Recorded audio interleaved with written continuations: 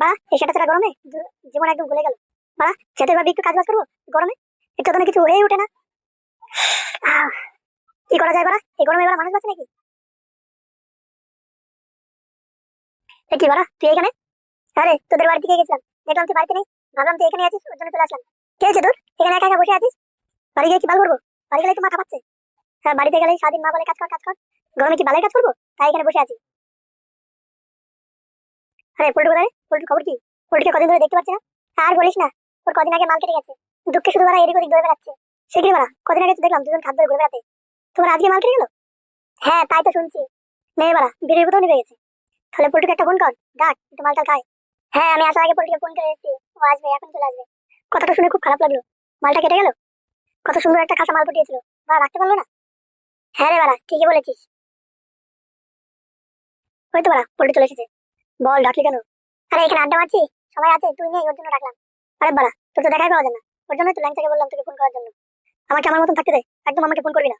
আরে বাড়া কি বলছিস তুই, এগুলো এগুলো কোনো কথা হলো নাকি? আরে বাড়া এদিকে আয়, তোর সাথে কোন কথা আছে? বল বাড়া কি বলছিস? আরে বাড়া বল বল বলছি। কি হলো, আমার দিকে তাকিয়ে আছিস কেন? বোকা চোদা, তুই কি বলে দিতে হবে নাকি, সরে বস বড়া। তাড়াতাড়ি বল কি বলবি। দেখ ভাই আমরা তো তোর বন্ধু। হ্যাঁ বাড়া বাল ছেড়া সব বন্ধু। হ্যাঁ ভাই রেগে যাচ্ছিস কেন? তোর ব্যাপারটা তো আমরা বুঝতে পারছি রে, এই বয়সে মাল হারালে কি অবস্থা হয় সেটা তো আমরা জানি। হ্যাঁ ভাই একটা গেছে 10টা আসবে, অত চাপ নিচ্ছিস কেন রে? হ্যাঁ বলটু, ফুটু ঠিকই বলেছে। এ ভাই তুই আমার দিকে এইভাবে তাকাচ্ছিস কেন? আরে তুই তো বড্ড বড় মারাতি। আরে কুল একটু কুল বাড়া, শান্ত হ একটু। দাঁড়া বাড়া তোকে একটা জিনিস দিই, টক করে খেয়ে নে তো, মাথা শান্ত হয়ে যাবে।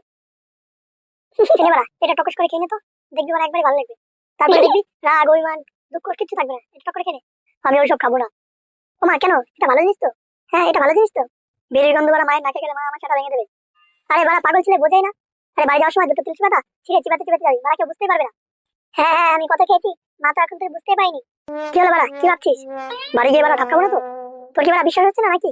আচ্ছা ঠিক আছে, বাড়ি গিয়ে যদি চোদন খাস তাহলে আমার নাম বলে দিবি, যা। যা বাড়ি গিয়ে আমার নাম বলে দিবি, বলবি ফুটো খাইছে। আরে অত না ভেবে এটা খেয়ে দেখ না বাড়া, মনের ভিতরে কোনো কষ্টই থাকবে না।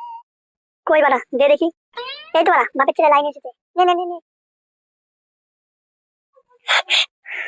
কি রে বাড়া কেমন খেতে? বাড়া মনে হচ্ছে না সব দুঃখ কষ্ট সব চলে গেল? হ্যাঁ বাড়া খুব হালকা লাগছে। আরে হ্যাঁ হালকা লাগবে না, সাধনা বিধি বলে কথা। দে টান দে টান দে। নে বাড়া নে, একটু নাক দিয়ে বের কর, হেভি লাগবে দেখবি। তোর বাড়া দেখি, পারিস না দেখি, আমি পরে তোকে শিখিয়ে দেবো না। এটা তো বাড়া আমি রোজই করি, ওকেও বাড়া আমি শিখিয়ে দিয়েছি, তোকেও শিখিয়ে দেবো দাঁড়া। আচ্ছা ঠিক আছে। আরে বাড়া এটা মদনের ছেলে পল্টু না? ভাবতাম ছেলেটা খুব ভদ্র, এখন দেখি ছেলেটা একদম উচ্ছন্নে গেছে। না না, ব্যাপারটা দেখছি মদনকে বলতে হবে।